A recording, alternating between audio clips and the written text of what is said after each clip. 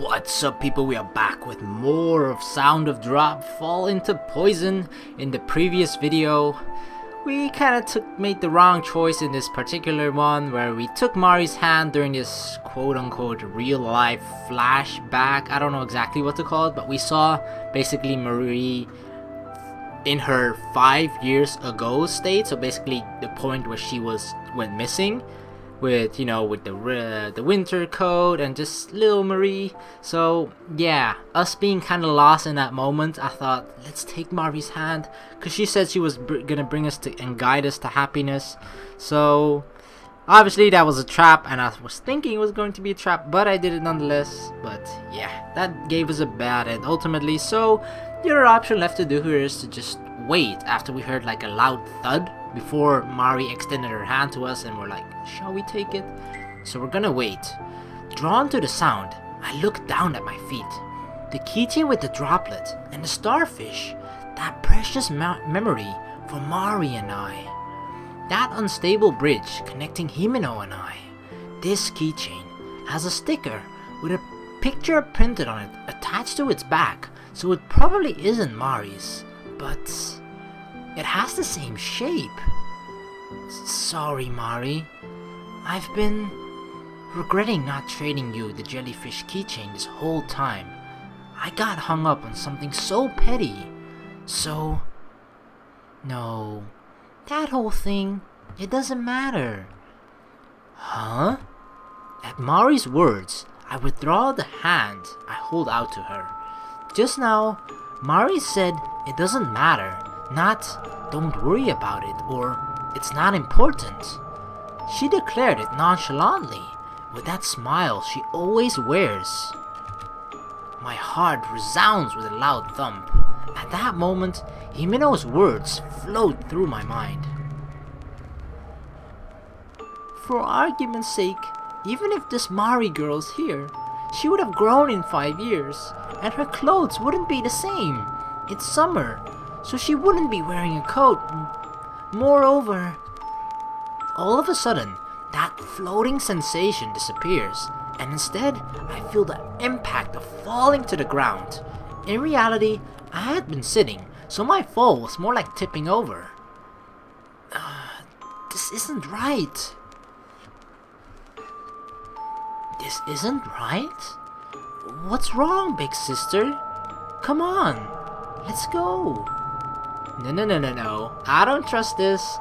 We shouldn't go for this. Like, once again, I'm tempted to say, like, let's go just to see what's gonna happen, but I think the same thing sort of will happen, because the ending that we have gotten as well was called 1, right? So that means there's a 2 in that particular ending as well, which was just result as in drowning. So I'm almost certain that's gonna give us that particular bad end. If we're gonna go with okay, I'll go, but we are not going to be going with that. Instead, we will go with no, this isn't right. Because I'm kind of like really pronouncing and saying the exact words of the choice, because I can see my mouse cursor, but I sort of disabled it while recording because it kind of looks ugly in my opinion, or it just sort of feels weird that you see this normal mouse cursor floating around your screen. It's kind of spooky too, right? So it's better to just for me to say the actual choice that I'm making so that you can follow it better as well.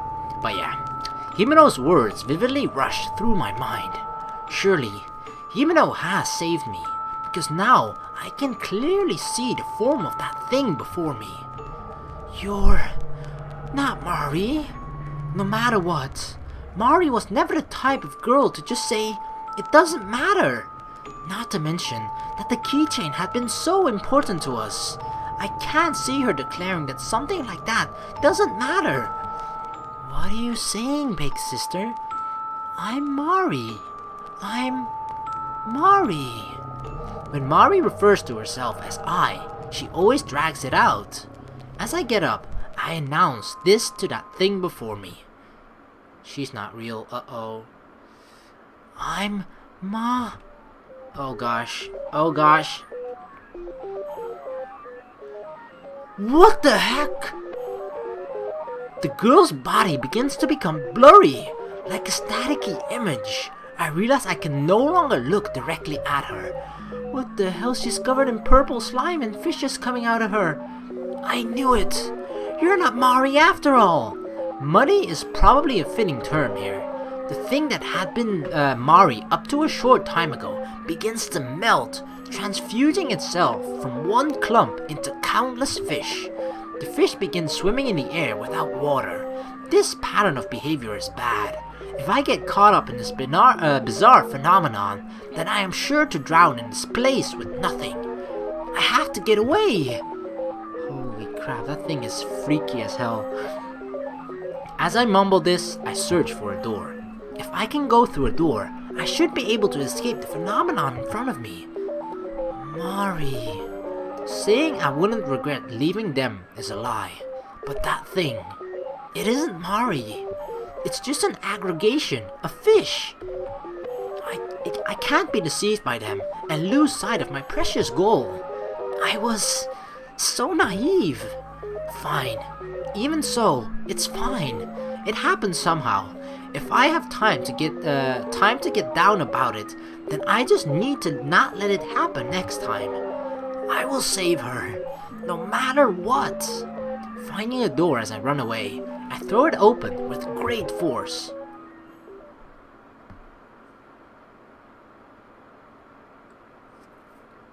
Run away from the slimy, muddy thingy.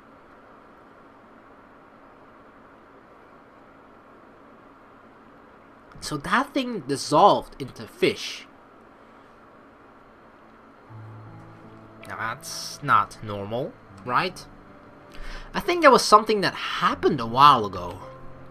About a year ago. It was something that happened in the summer. During a break, when I was looking over my notes for a quiz or something. Flashback. Hey you, keep this in mind. What? A girl from my class suddenly came to my seat, kicking my desk as she yelled at me.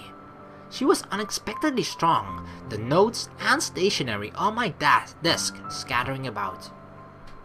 She was like a leader in our class, a part of the largest group.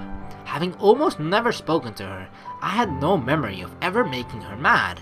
Unable to get mad, I was merely bewildered. Then Himeno showed up, and with her face downcast, picked up my stationery. Sorry, it's my fault. Your fault? A girl from that group invited me to round 1 this Sunday, but I turned her down. That was the day Himeno and I had made plans to go to the movies. Indeed, I was able to more or less understand what had happened. When she asked me why, I told her I had already had plans with you. Of course I hesitated to tell her that, you know, but she was persistent. But you could have gone. That girl's group was big. If there was an event or something, basically the whole class went along with them. But it wasn't strictly a good thing. Their group pride was as great as their group mentality. The girl that had come over a few minutes earlier was particularly striking. Like I'd go. Mayu, you should know you take my priority. But if you turn them down, they won't invite you anymore, will they? If their pride was really that high, then that's how it would be. I had heard that, except for that girl as the leader and 2 others, people were regularly being brought in and thrown out of the group. It wasn't something I cared to hear about, but the bad things girl who had been kicked out said regularly found their way into my ears. Yeah, I won't be invited anymore for sure. What? But that means... I saw it as a disadvantage for Himeno, who loved going to events. Like she could have had an advantage getting elected to executive committees for things like the culture festival, or the sports festival, or getting votes for a program or something. It may sound like a discussion of politics, but ever since reaching junior high, things have had this kind of mysterious flow to them. Anyway, I was the one who turned her down. It's not some form of discrimination, I just didn't like them from the start. As she readily declared this, there wasn't a hint of doubt in Himeno's face. This kind of thing happened several more times until now. Cheerful and fun to be with, beautiful Himeno was also popular with our classmates. Since I was always with her, there were plenty of instances of jealousy, but from what I saw, Himeno didn't discriminate against anyone or try to butter them up, just like with the girl from that group. I often asked Himeno, "Himeno, why are you friends with me?"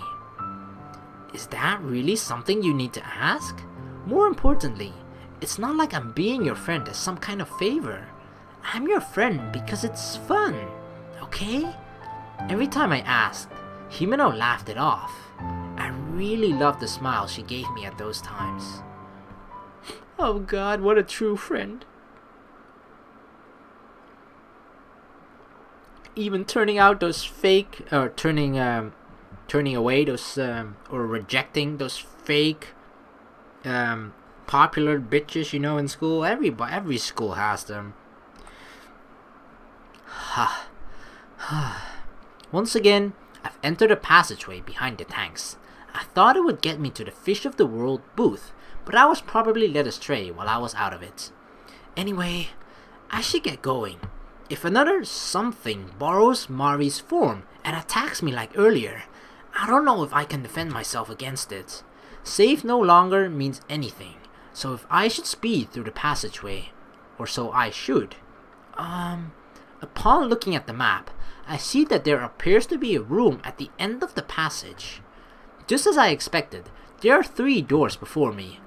Oh gosh. I have no choice but to take them one by one. The first being...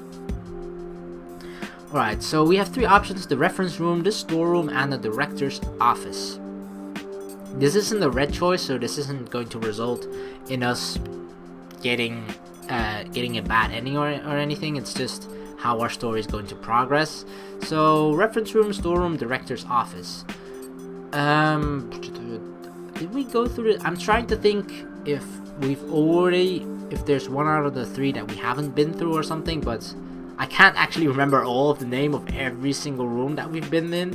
So, the director's office seems like an important room, you know, so that might be a good clue to start off, or a good place to start off. This is the director's office. I mumble while looking up at the words written on the sign above the door. This door's appearance differs greatly from the doors of the storeroom and the reference room, with red ornaments decorating it. Even if there had been no sign, I would have known this room belonged to someone important on first glance. The atmosphere from out here also seems to have a heavy air to it. It's as if I'm standing before the door of a primary or a school principal. If I don't go in and see, I really won't learn anything just staring in from out here. The obvious truth is that I already possess the courage to go through with this.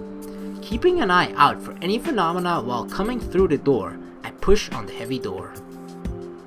The door makes a scuffing sound on the floor as I open it.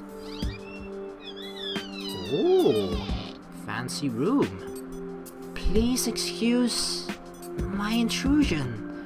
It's not as if anyone would be in here, but without thinking, the words come out.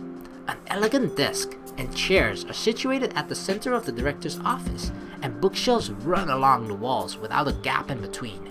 The main wall, when looking from the entrance, is a giant tank made of translucent acrylic material. No one can argue that this room isn't also one of the aquarium's displays.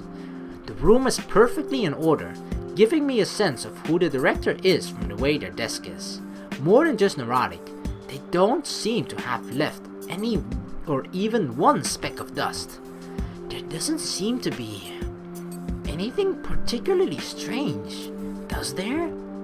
Just as I mutter this, I notice a map on top of the desk. In this neat and tidy room, only the top of the desk appears to be a work in progress. This is... After moving aside a book that seems to be in use as a weight, I find a map of the aquarium. This one is different from the one I picked up back at the stage. The design seems older, and the publication date is from 5 years ago. 5 years ago. It's not as if I can ignore that number. Yeah, that 5 years ago has such a significant meaning to whatever this.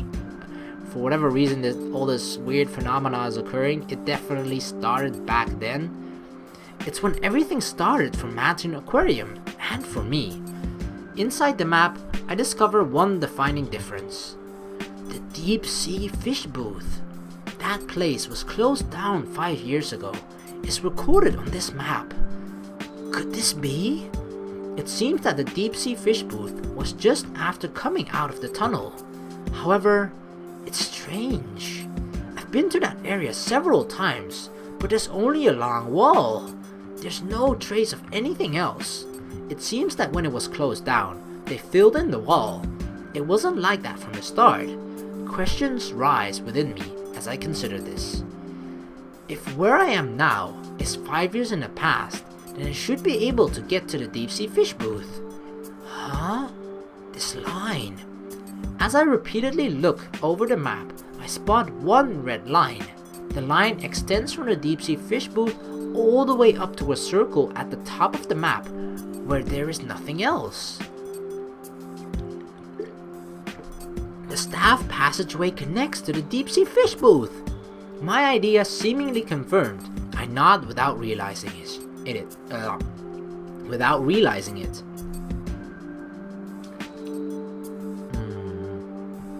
The deep sea fish booth is the only place in this aquarium I haven't seen yet. Surely Manten Aquarium's secrets will be there. Just a little further, and I can finally reach it.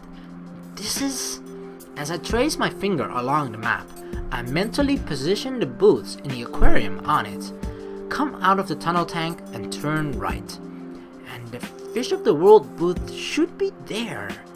Go in a straight line immediately after turning left at the passageway behind that, and then take another left, and there's the director's office. In other words, if going straight through as the map says, this office is just past the tunnel tank, and between the tunnel tank and the director's office is situated the deep sea fish booth. So, this room with the red circle is here? The director's office is directly connected to the deep sea fish booth. That's probably the windows, right? What we're looking through. Since there's nothing written in the map's blank spaces, save for the red circle, I think it's safe to say it's the room I'm in right now. I stop looking at the map and begin to glance around the room. There is nothing but bookshelves along the walls, even though there should be something leading to the deep sea fish booth. The tank. Looking at the tank on the interior of the room, I mutter, surely there should be something within the tank. I can't swim through the tank and reach the deep sea fish booth. I'll have to look around the room again more thoroughly. Just as I was about to look around the room, I spot a picture frame on the desk. It is of two people standing side by side, but it has probably been stretched from its original resolution, making it hard to clearly distinguish the faces. However, they are familiar. As I'm exploring the desk, I discover something of a metal frame below it, about 50 centimeters all around. The parts and materials on the side are different. On one side of it, I find a collapsible handle. I put my hand on the thing that looks like a handle with the intent to pull it out. Stop! Huh? Without thinking, I look over my shoulder for the voice that seems to come from nowhere. That was just my imagination, right? Even if not just my imagination, it wouldn't be the first time here at Manten Aquarium. As if mocking me, I tried to find an explanation for it. The voice continues even louder with, "Stop it!" I have to ignore it. If I want to get away from this voice, I have to keep going. I shut my eyes and pull harder. Oh gosh. At the same time, the ground trembles with a clatter.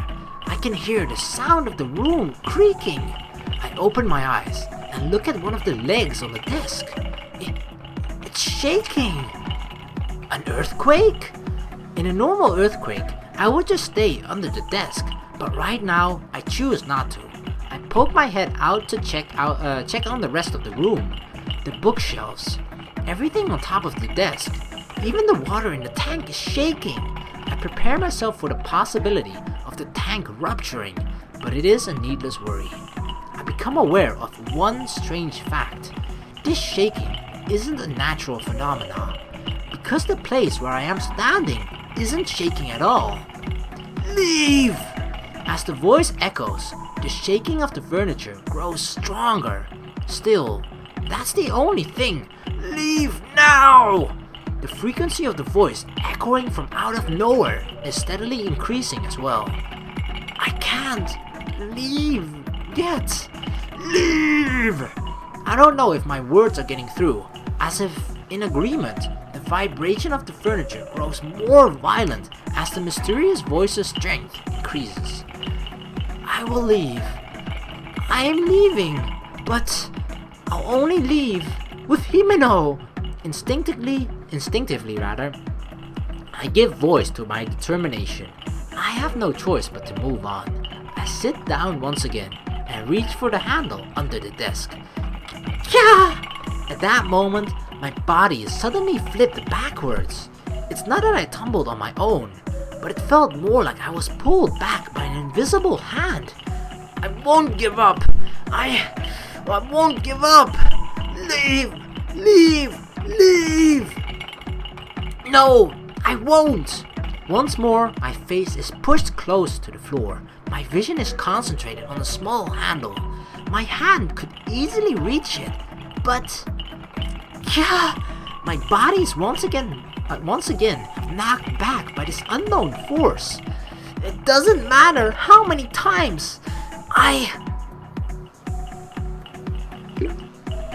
It doesn't matter how many bad experiences I've had up to this point. Surely with just one more step, I can reach this unknown territory. What if there's nothing there? No, there has to be. This force trying to stop me is proof of that. Even if there's nothing there, I will leave here, together with Himeno. I'm no longer the me who knew nothing. Even if I have to drag Himeno behind me, I will find a safe way out and leave this place, no matter what. So I absolutely must keep going. At that moment, there's a pulsation. It isn't my heartbeat, but the entire room pulsating with a loud thump. What? Is something else happening now? At that moment, the shaking of the furniture stops. In exchange, my own heart is pumping blood rapidly through my body with a ba-thump, ba-thump. Uh-oh, all the lights in the room go out, and it becomes pitch black. I use my hands to feel for the handle on the floor, but I can't seem to find it. Oh god, not good. When everything turns red, you know shit is about to go down. This light, this music as well. This music always happens when... oh god. A phosphorescent red light begins to shine through the tank inside the director's office. The water inside the tank becomes illuminated with that red color, faintly lighting the whole room. The red light seems to be corroding the entire room, little by little. Fish. How? Fish swimming in the air begin to penetrate the room. They seem to be riding the flow of the light from the tank, swimming inside of the red light. Fish swimming where there is no water. Probably a major misunderstanding I've had here in Manten Aquarium. This red light is water. The room quickly fills with light. If the room fills with water, I'll drown. Staying in this room in this state is dangerous. Oh my freaking god. Well, she said it herself. It's dangerous to leave the room. Or it's dangerous to stay in the room. I'm pretty sure that's what's on. Now I'm confused. I confused myself by, I think, saying the wrong thing, and now I'm not sure what they actually said, so god damn it. So we're just gonna have to go with a gut feeling, and then as obvious as the option may usually be to like, yeah, let's leave the room, I'm gonna do the opposite right now and stick around. I can't give up. Courage springs up from within me. If I'm going to escape from this Manten Aquarium with Himeno, I have to overcome this obstacle, going from mid-air to underwater. I have to overcome this nightmare trying to force me to drown to death. I've escaped so many times and been rescued from the brink of death. However, I won't lose any more. The red light is eroding the room and numerous fish are swimming. When I saved that girl, I overcame a similar obstacle. By knowing something by chance about a creature's habitat, I was able to do something about the situation. However, I can't use the same method here.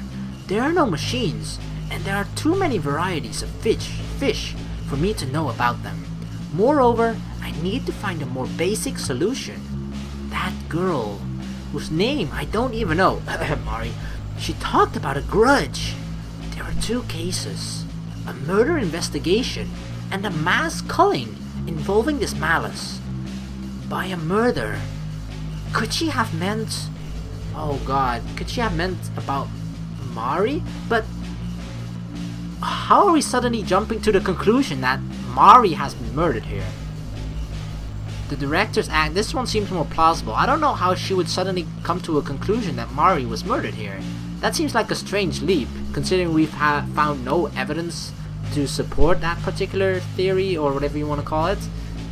Other than, we just know that Mari is missing. We don't know that she could be dead, yes, but murdered? We don't know a single thing about that. So, the director's accident, there has been at least some clues and mentionings of that here and there throughout the entire game. So I think this one seems more plausible. The director's accidental death was caused by the error in the deep sea fish booth that also caused all those other deaths. Either way, what if it wasn't an accident? What if the whole thing was targeted at someone? I can see what caused the closing down of Manten Aquarium. The bitter intent against the one who killed them. In other words, regret and a grudge. I bore great fear and anxiety towards Manten Aquarium. But if my way of thinking is correct, then what I should be afraid of isn't the aquarium, but the deceased that have taken on its form. Maybe so. There's so many rumors though. Seeing a man's ghost in the tanks, the deep sea fish booth being open only on the day of a full moon, then all of the water changes into blood, or that you can hear crying from the back of the tanks. Himeno's words from that lunch break long ago all come back to me now. The director! You! As if agreeing with my conjecture, the red light grows more dense, and it becomes hard for me to breathe. I don't have time!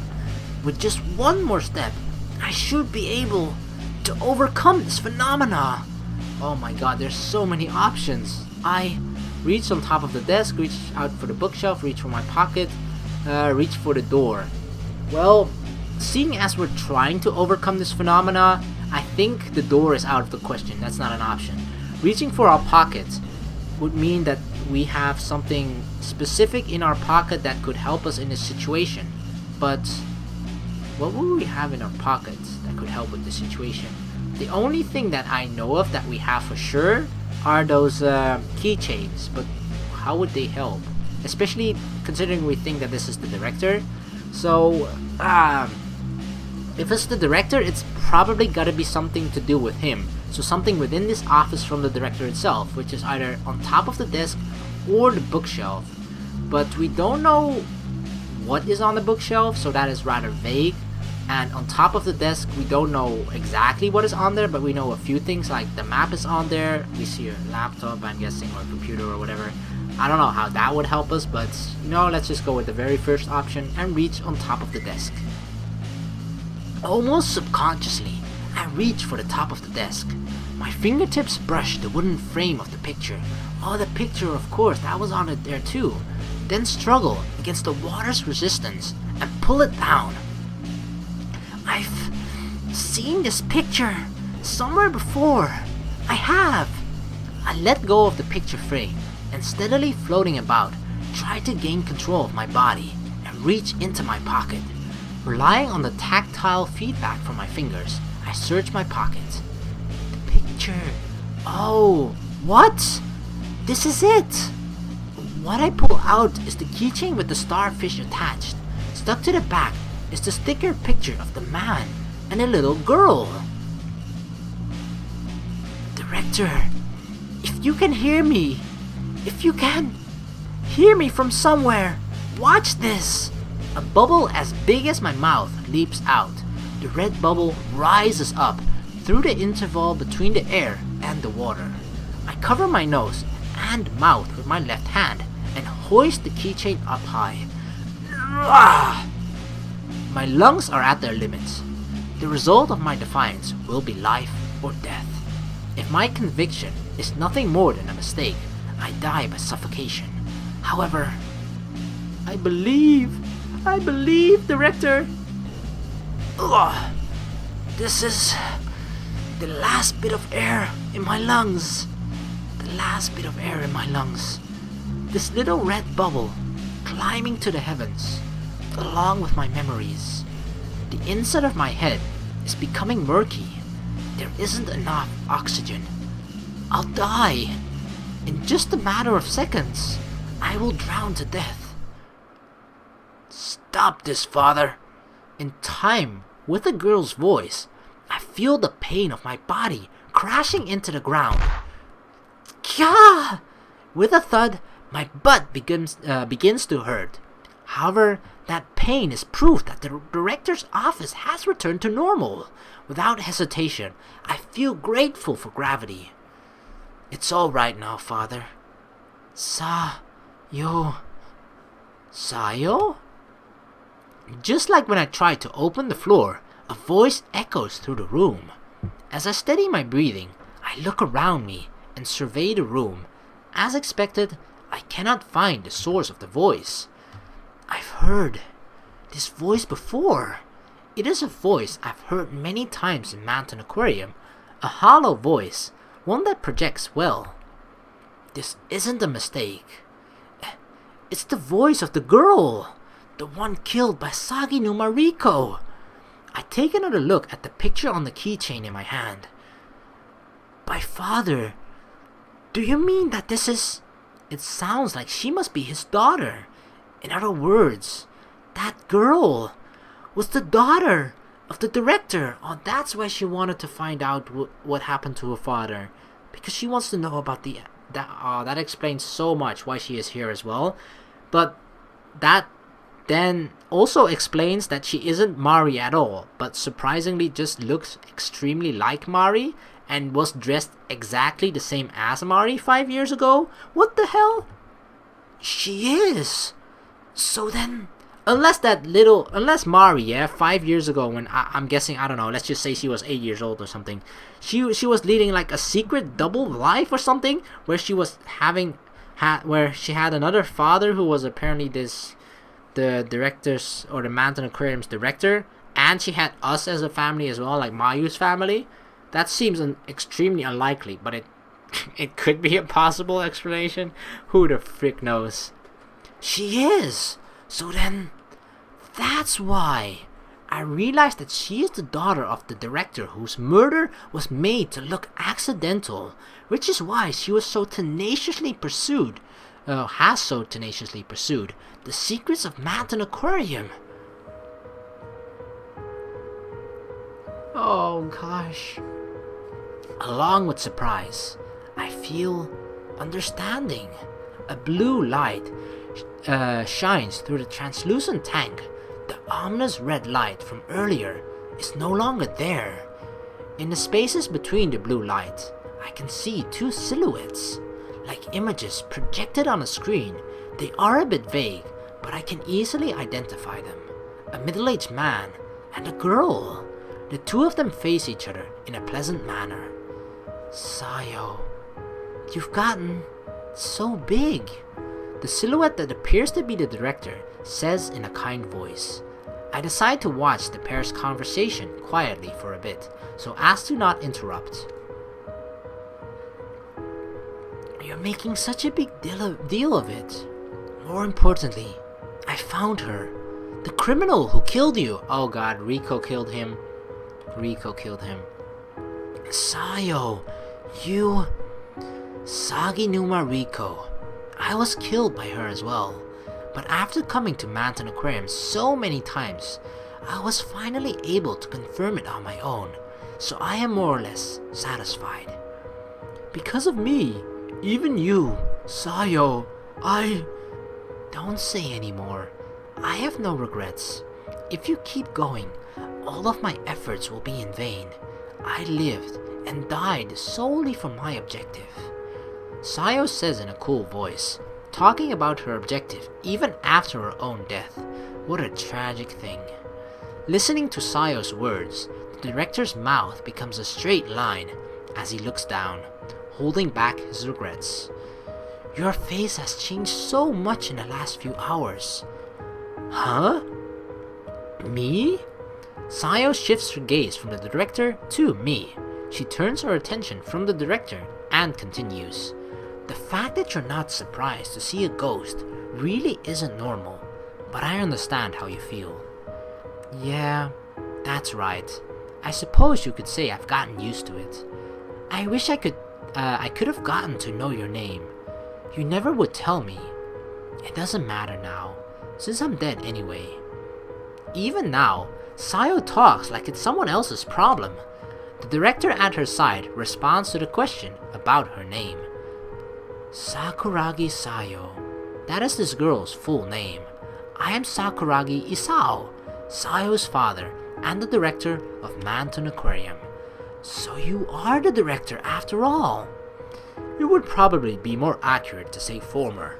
But it seems I have lost my sense of reason for a long time. I wonder why it's only now that I've regained my senses. Lost his sense of reason, he says, as if that's no longer the case.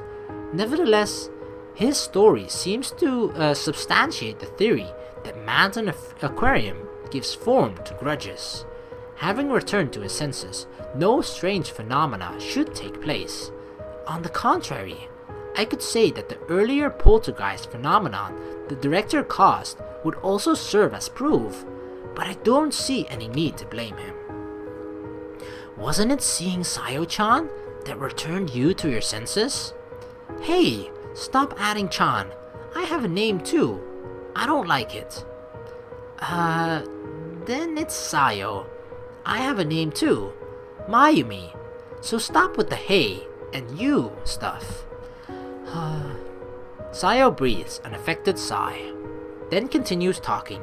She looks listless, but somehow it seems like she's smiling. If your conjecture is right, Mayumi, then I'll probably be glad. Conjecture? That I returned my father to his senses. Fool! Is there anything to be happy about? If you hadn't died, you wouldn't have met me. My beloved daughter, dead because of me. Is there really anything to be happy about? Father, calm down. You make the aquarium get weird again. I misjudged you, Sayo. I thought you were amazing because you were steadfast in your determination and your resolve, but I labeled you as a cold girl. Really, you were kind. Tears faintly gather in the director's eyes. If demons can have tears in their eyes, then ghosts can cry. That's why they call it infectious crying, I suppose. Even as I watch the two of them, the corner of my eye becomes hot. The exchange between the two of them is so natural, it has the rhythm of a conversation between parent and child. It's something that won't happen again for them. I'm sorry. I couldn't save you. I saw you, Sayo. At the moment you got killed. I couldn't save you. Don't worry about it. This is the result of my own faltering. It isn't your fault, Mayumi. But... Don't you have someone you need to save? If so, you can't waver. Sayo, you've matured. You've become able to encourage others. Be quiet, father. Well, I'm glad you weren't killed by my father. You've grown up, Sayo. The air surrounding them warms my heart. But the realization that this is nothing more than a transient moment causes my chest to tighten.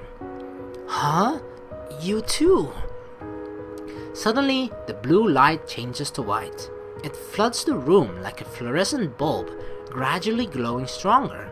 Without realizing it, I narrow my eyes. What's happened all of a sudden? Who knows? Maybe we're crossing over. I'm satisfied, knowing who the killer is. What? But... wait, just a bit.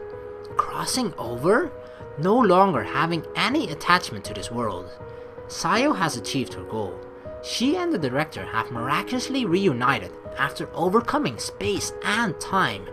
No! I cry out from the bottom of my heart. However, I can't give that scream voice because Sayo knows my resolve. I don't want her to see me acting uncool because even though Sayo is dead, she is cheering me on. Mayumi-kun, was it? Before I disappear, I will tell you what I know. Even so, many events right before and after my death are vague. This is much too soon. Will you really disappear? My soul was originally supposed to cross over 5 years ago. Being able to cross over in and out of itself is something to be happy about.